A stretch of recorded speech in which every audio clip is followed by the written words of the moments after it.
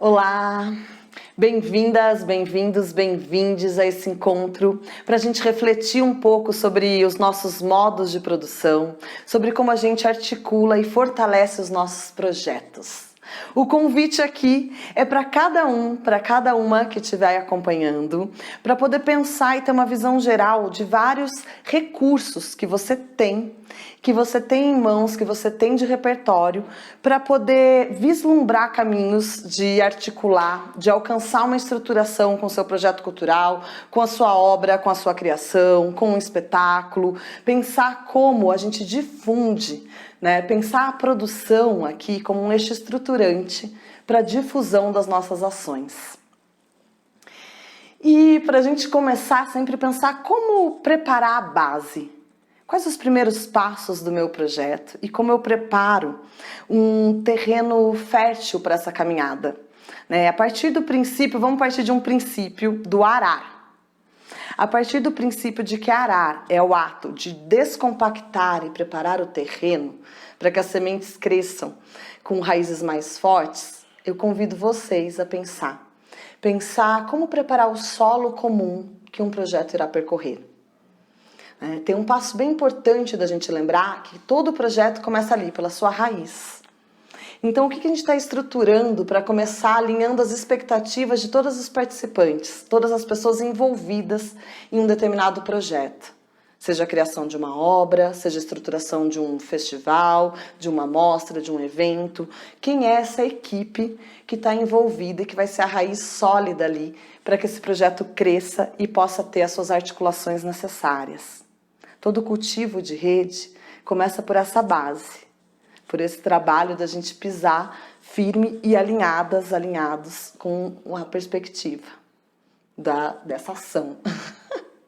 Você me fala que semear uma rede começa com uma raiz sólida, com a construção de uma base interna que seja fortalecida a partir dos princípios de colaboração, pois o trabalho de produção ele vai ocorrer em rede, inevitavelmente em parceria com os profissionais. Em ações culturais, a gente sempre vai ter milhões de desafios, e disso a gente sabe bem. Mas um dos princípios para a gente superar, para a gente conseguir lidar, é focar na rede que é estabelecida, focar na rede que o projeto estabelece. Pensar qual é essa motivação que está ali intrínseca ao processo. O que é que motiva a ação de cada uma das pessoas envolvidas?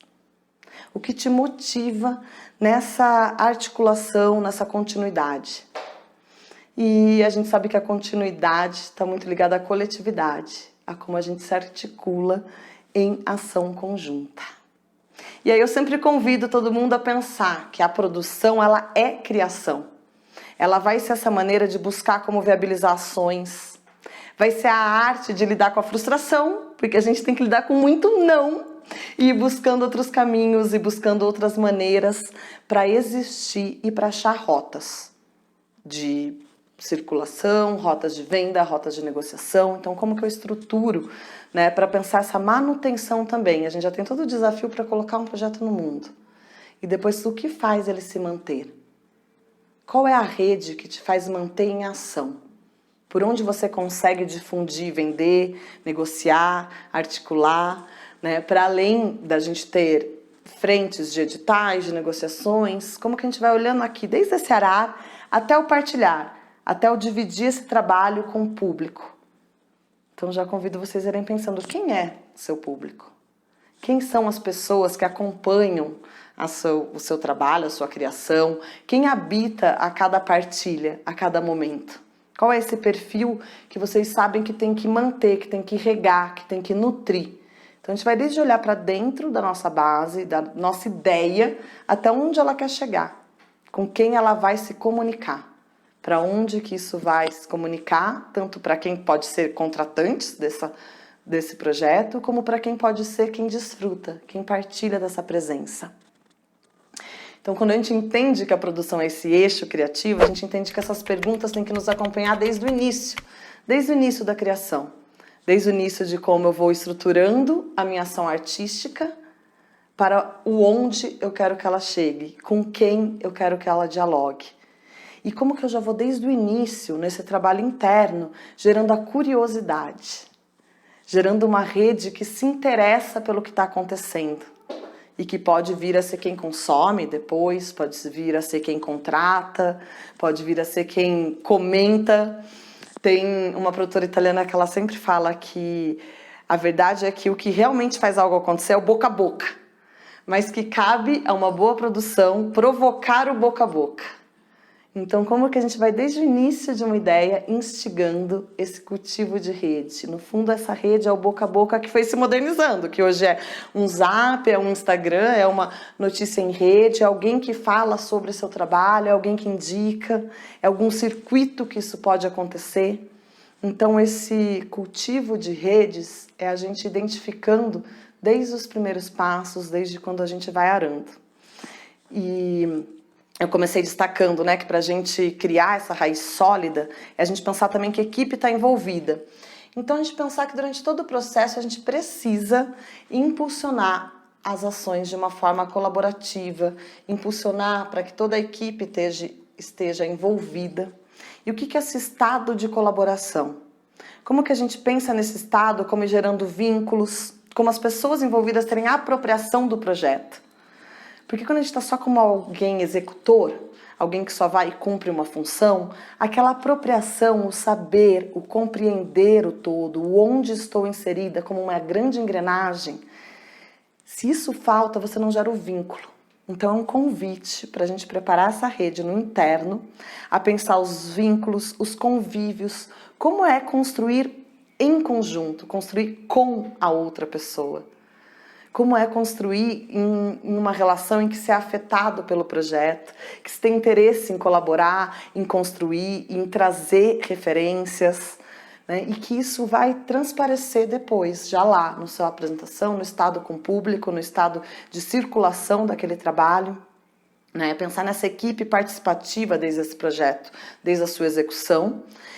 E a gente tem que fazer um exercício de desconstruir um padrão aqui. Para falar de colaboração, a gente tem que desconstruir o padrão que a gente cresce, desde sempre ensinados a competir.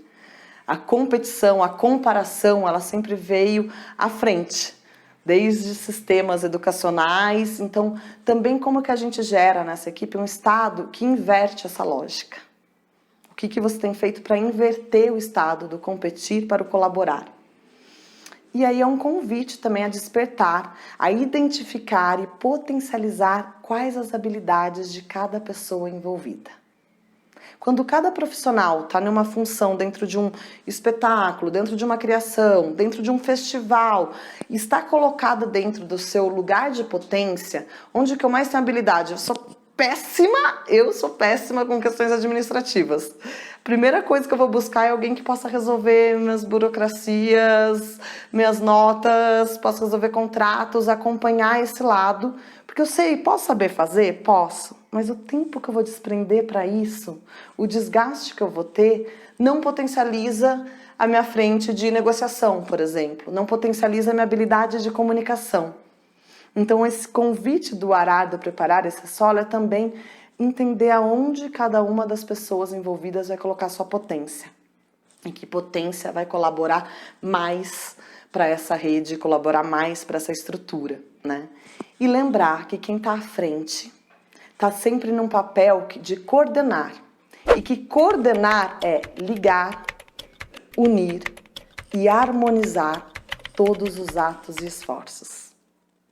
Sempre é um papel de conseguir justamente entender isso, se as pessoas envolvidas estão na sua potência, se elas estão conseguindo ter uma relação harmônica de realização. E qual a força da comunicação interna? Porque tudo a gente, né, tem mil dificuldades com comunicação, a gente vive sempre, né, sujeitas às relações, às comunicações, mas internamente. Qual é essa estrutura de uma comunicação interna, fluida, atenta, e que a gente esteja atento a dados, prazos, ações. Há funções concretas, quem nunca, quando está em grupo, quando está em equipe, uma das coisas que mais fragiliza uma rede é aquelas reuniões eternas que todo mundo sai sem saber o que foi combinado. Então, como a gente inverter para informações, acordos, prazos, né? Cada uma das pessoas saírem sabendo qual é a sua função, qual é o prazo e qual é a ação a ser executada. Então fica aqui esse convite para a gente começar os projetos mapeando isso. E mapeando então essa força interna, mapeando o quem somos, o que estamos focados, onde vamos colocar a nossa potência, porque logo vem a nossa segunda etapa de semear. Uma vez consolidadas ali as bases, as raízes, a gente vai entendendo que a estruturação nossa interna, ela deixou um solo preparado porque os projetos precisam praticar essa semeadura, a semeadura das suas ideias no mundo. E aí o convite aqui é pensar, né? Quais seus modos de fazer germinar a sua ação artística? Como praticar a semeadura a partir do estabelecimento de redes de cultivo? E aí eu tô falando das construções que desde o primeiro percurso, a gente vai estabelecendo. Como que a gente constrói parcerias? Como identificar, manter e ampliar as redes de apoio? Que a gente vai precisar desses apoios desde o primeiro ali, falamos todo esse olhar interno, equipes multidisciplinares, mas trabalhando conjuntamente. Aí chegando nesse olhar externo, com quem vai dialogar, quais as redes e as parcerias que podem também subverter custos. Né? Muitos do grande entrave da produção, em sua maioria das vezes, está ligado ao financeiro. Um projeto que não ganhou, não foi com uma contemplação em edital, ou um projeto, uma ideia que ainda não se sabe onde vai vender, mas o que pode levantar esse projeto que vai subvertendo custos? Quais as parcerias que podem ser estabelecidas, quais os apoios, quais os acordos, né? E essa nitidez de acordos, esse entendimento de acordos que vão desde lá, quais os acordos internos, quais os acordos seja de remuneração, seja acordos de créditos, acordos de como que vai se dando, né, e valorando cada profissional envolvido, até os acordos com algum profissional externo, com alguém que vai contratar. E aí a gente tem milhões de exemplos de redes que são construídas através de parcerias com pequenos comerciantes também, parcerias às vezes com comunidades do entorno. Onde está inserido aquele projeto? Que comunidade ao entorno pode vir a se beneficiar também dele e já ser estruturante. E aí quando eu falo de identificar, manter e ampliar suas redes de apoios, é um trabalho contínuo de organização, de sistematização. Como que eu vou, de tempos em tempos, se eu penso no meu objetivo de carreira e eu penso no meu trabalho em continuidade, como que eu vou organizando e sistematizando qual é a minha rede? Isso tem um exercício muito simples, que é você realmente organizar um banco de dados. Organizar um banco, um mailing de quem são, e aí eu falo até mundo das planilhas, nos Excels, nas abas, ou na sua tabela, que seja no papel, mas que você tenha isso organizado como as categorias. Ah, quem é os meus contatos vai lá, desde família, de família. Quais são os meus contatos de outros grupos, outros profissionais da área? Qual o meu contato de lugares por onde eu já circulei, já apresentei? Outro dado. Quais os festivais que eu pretendo levar meu trabalho? Outro dado. Porque não é só na hora que você já tem o produto. Isso gera um trabalho, uma demanda que fica muito esquecida. É o durante. Se eu tenho essa rotina de um planejamento, essa rotina de uma sistematização, uma hora eu vou ter só onde alimentar esses dados e não ter que toda vez escavar, começar a caçar no Zap, caçar nos Instagram, caçar não sei o que, os contatos. Não. Que fonte é essa que me ajuda no exercício de identificar? Então fica aí um convite, uma tarefa de realmente identificar, sistematizar. Separa mesmo, separa nas suas categorias. Pensa, o meu entorno, estudantes, para quem eu já dei aula, pessoas que se formaram comigo, e não subestime a sua rede. Não subestime as pessoas que podem vir a construir. Porque às vezes quem você acha que seria só, não, mas esse aqui só fez um curso comigo, pode ser quem um dia vai contratar. Pode ser quem um dia... A minha trajetória está muito calcada na produção contínua de grupo, durante 15 anos fazendo a gestão do Lume Teatro.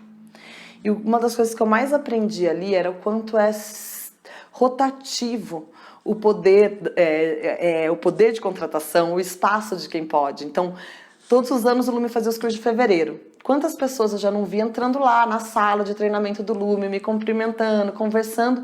Dali 3, 4 anos, elas estavam me escrevendo e falando: oi, Cíntia, hoje em dia eu tô em tal função no meu município, eu tô em tal Secretaria de Cultura, eu tô...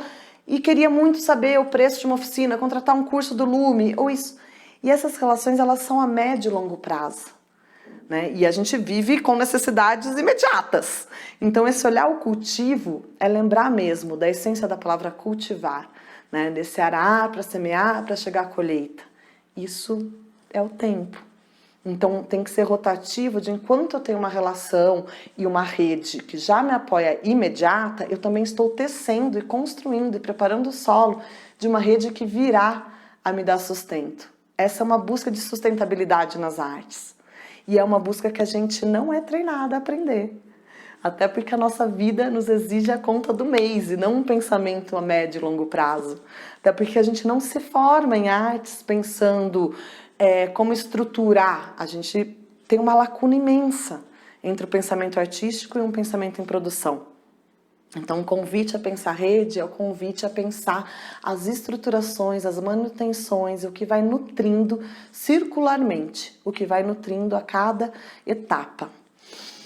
Uou, vou no fôlego aqui, mas porque eu quero também que a gente pense daí que tudo isso também está ligado a como ir comunicando a sua ideia, como ir criando esse projeto sólido. Eu estou falando às vezes em projeto pontual e vou trazer às vezes exemplos mais de gestão de carreira, mas em continuidade, porque no fundo a gente emenda, né, um projeto, uma criação, você está criando algo e às vezes você está viajando com outra coisa ou está apresentando algum outro trabalho de repertório, justamente até para te dar subsídios de poder criar um novo trabalho. Então esse olhar também de colheita de nutrindo o que você já tem, fazendo uma manutenção do que existe para poder potencializar outra ação, é uma maneira de manutenção dessa rede e de como ir comunicando. Então, para quem já tem, às vezes, alguma ação em repertório, já viaja, como vai comunicando, conforme está circulando, já vai comunicando novas ideias, novos projetos, já vai comunicando o que pode vir e ser de interesse. E aí eu falo de motivação, curiosidade e reflexão. Que no fundo a gente está sempre motivando, né? Motivando essa ação, o que motiva essa ação interna, mas também o que motiva essa ação de relação com determinado trabalho, de relação com determinado projeto, grupo, coletivo. E aí identificar o que é essa potência de conexão para que isso possa ser nutrido no percurso. Para poder ir identificando as pontes possíveis com o seu projeto. Qual é a força, contexto e pontes. E a força está ligado à singularidade, está ligado também ao que tem dentro daquele trabalho de singular, o que tem de uma linguagem ali muito específica e que é a força, seja porque é a temática, seja porque é a pesquisa, seja porque são as referências com quem você já trabalhou, qual é a força que tem naquele trabalho, em que contexto ele vai se inserir, para saber com que pontes vai criar. Né? Então, enfim, são muitos exemplos. Quando eu penso num grupo de repertório, por exemplo, quando eu penso no Lume, eu vou pensando que cada espetáculo, no fundo, tem sua própria força. Quando eu vou falar de um Café com Queijo, que é um espetáculo que circula desde 99, eu sei que tem uma força das brasilidades, das histórias, da identificação humana.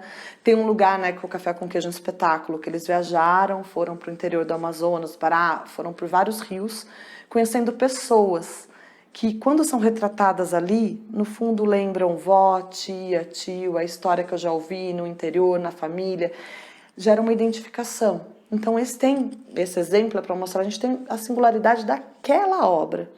E em paralelo a gente tem todo o contexto e a força do que é este grupo, esta trajetória, estas pesquisas, para onde isso transita. Mas entender que dentro, às vezes, de uma mesma trajetória, seja de um indivíduo, ele vai criando forças durante o seu percurso e que isso é importante de ser identificado para saber como criar essa ponte. Seja essa ponte de conexão, essa ponte de venda e essa ponte de curiosidade de um público que acompanha. De curiosidade, tá, o que vem aí? O que tem sido feito? Né? Quem está trabalhando junto? Que pessoas vieram agregar naquela obra, naquele trabalho, naquele grupo? E aí está sempre ligado também com ir comunicando a sua ideia, seja de forma verbal, seja de forma... Se você organizou aquele exercício, de organizou sua mala ali, organizou seu mailing, como que de tempos em tempos você tem uma comunicação efetiva e afetiva? Como que de tempos em tempos foi a época... Quando eu entrei no Lume, tinha 27 mil e-mails cadastrados. Era a época de mandar de tempos em tempos a mala direta ali, o mailing por e-mail. Hoje muita coisa mudou, às vezes é mais efetivo uma lista de transmissão. Como de tempos em tempos, com quem que você está se comunicando? E como não ser muito invasiva nesse tempo que a comunicação é tão, né, 1001 canais. Ou que tipo de publicação que você tem que vai mantendo essa rede ativa e aquecida, não só na hora de falar, vem me assistir, ou não só na hora de falar, vai ter essa apresentação. O que vai gerando continuamente, seja pela curiosidade de algo que está sendo criado, seja por alguma frase que está ecoando ali, seja por um trabalho referencial, seja pelos afetos, né, do grupo, por também humanizar, trazer para perto quem são as pessoas, quem são os profissionais, né, esse lugar que cada contexto também vai te ajudar a entender. E entender qual é essa força de cada projeto e vai achar qual é o gancho da comunicação, qual é o gancho desse elo. E aí a gente vai nesse pensamento de cultivar redes, chegar até onde? Até a partilha. Aí a gente chega no nosso terceiro ponto aqui de atenção, que é o partilhar, né? Que é de tudo que se semeia, o objetivo é poder colher, certo? É poder partilhar o que se cria, trocar, colocar no mundo, né? O foco tá na relação com o público, na relação com as pessoas que vão vivenciar, consumir. E como que então esse encontro vai se dar, né? Como a gente tá lá desde o arar, do semear, para chegar no partilhar. E como a gente vê nesse encontro um espaço da gente identificar necessidades e desenhar caminhos de uma abordagem certeira para cada perfil de com quem você quer partilhar. E aí volto no exercício de você ter uma manutenção de dados, uma manutenção de contatos, uma manutenção de rede. Porque se você conseguiu fazer ali a dinâmica de pôr em categorias, você vai falar de maneira diferente com cada uma dessas categorias. Porque a maneira que você vai divulgar para familiares é diferente, às vezes, da que você vai divulgar para algum outro grupo. A maneira que você vai divulgar para alguém que já partilhou com você de estudos, se formou junto, estudou, trabalhou num lugar próximo ali, parceiras dessa visão, é uma. Conseguir ter essa separação de perfis torna algo mais aproximado. Pensa comigo. O que te leva a assistir alguma coisa? Se coloca no lugar de público. O que te faz escolher entre N programações, ou entre ficar em casa, ou entre sair para beber e escolher ir em uma programação cultural? Ir assistir algo. O que te motiva a ir nessa ou naquela programação? E desse exercício, pensa como que você vai motivar quem vai te ver. Né? Motivar os perfis, né? Personificado, não é uma pessoa ou outra pessoa, mas esse espetáculo dialoga com estudantes, como que eu vou motivar esses estudantes? Esse espetáculo dialoga, esse trabalho dialoga com movimentos sociais, dialoga com alguma causa, como que eu vou mobilizar e movimentar para que se chegue nesse perfil de pessoas que podem absorver, trocar. Claro, sempre tentando construir para todas as pessoas, mas nesse todo, que é muito, é também entender as abordagens mais certeiras, entender o perfil que a gente vai construindo para isso. E aí é um pouco dessa estratégia de diálogo, não tem como a gente pensar em produção sem pensar que é uma estratégia. É uma estratégia de construção, é uma estratégia de estruturação do projeto e é também uma estratégia de comunicação. Então, essa estratégia de dialogar, volta até a entender, dentro de uma equipe lá, né, no estado de criação de um espetáculo, de um projeto, quem tinha que perfil, nessa hora fica ainda mais evidente. Quem que tem o perfil do convocado, trazer, quem tem o perfil do divulgar, de criar outras maneiras de divulgar, de criar outras formas de fazer acontecer. E aí é nisso que a gente pode também agregar outros profissionais. É a hora, às vezes, de agregar alguma profissional que lida mais com vídeo, ou com imagens, ou que lida mais com as redes sociais, que lida... Então, como agregar, né, profissionais que podem fazer isso acontecer. E aí isso olhando para essa divulgação direcionada e mais certeira com cada pessoa dessa rede. E entendendo essa rede como um cultivo de continuidade do seu projeto. Não é só quem vai ver ali naquela hora, e sim quem também vai depois comentar sobre, quem vai depois contratar, para onde vai circular. Enfim, são muitas provocações, né? Mas no desejo da gente pensar essa estrutura mais criativa e ativa. Como que a gente se entende como profissionais responsáveis pela manutenção. Pode ter uma pessoa contratada para produzir, uma pessoa contratada para divulgar, uma pessoa contratada, mas a essência de tudo está ali também, de como isso é um eixo estruturante, de como a gente entende como uma ação contínua, como que a gente entende também para fortalecer, né, a continuidade, fortalecer a repercussão e realmente gerando sustentabilidade, porque o que a gente mais ouve é que não é possível viver de arte.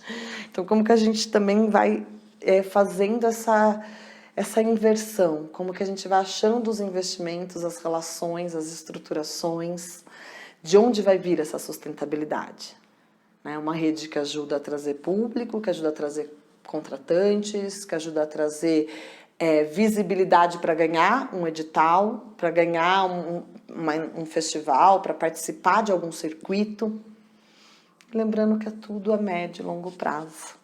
Por isso é alimentar o que a gente já tem e nutrindo o que virá e já preparando e arando para os próximos passos, para os próximos projetos. Então esse é um convite para cada uma de vocês poderem fortalecer as ações e para a gente diminuindo essa lacuna imensa entre o nosso pensamento artístico e o nosso pensamento em produção, o nosso pensamento em estruturação das nossas ações. Isso é um pouquinho do que eu queria partilhar com vocês. Eu sou a Cíntia Magrat, sou fundadora da Florar Cultura. Tive por muitos anos produzindo o Lume Teatro, como eu citei aqui, mas também o Feverestival, que é o Festival Internacional de Teatro de Campinas, e onde esses dois territórios, essas duas ações foram meio a escola, a pós-graduação e a estruturação de pensar em rede, porque são duas ações que nunca se manteriam se não fosse na articulação, na manutenção das relações. E quando a gente pensa em um festival, a gente pensa no diálogo com cidade, com artistas, com instituições, com financiadores, e isso traz um olhar que vai agregando. E aí, quando eu estava em grupo, era o olhar de para onde o trabalho vai, para onde circula. E hoje, com a Florar Cultura, o meu maior desafio é integrar todas essas partes, voltar também em algumas frentes de atuação, mas, acima de tudo, provocar uma capacitação em produção. Acima de tudo, nos convidar a olhar para ferramentas que nós temos em mãos e que podem fortalecer os nossos trabalhos. Porque é muito fácil desistir e é muito fácil a gente se desestruturar diante dos desafios que são inúmeros. Então é um convite a olhar por outras perspectivas e a pensar as forças e as potências coletivas que podem levar aí a uma continuidade das ações. Prazer, espero que vocês aproveitem um pouquinho.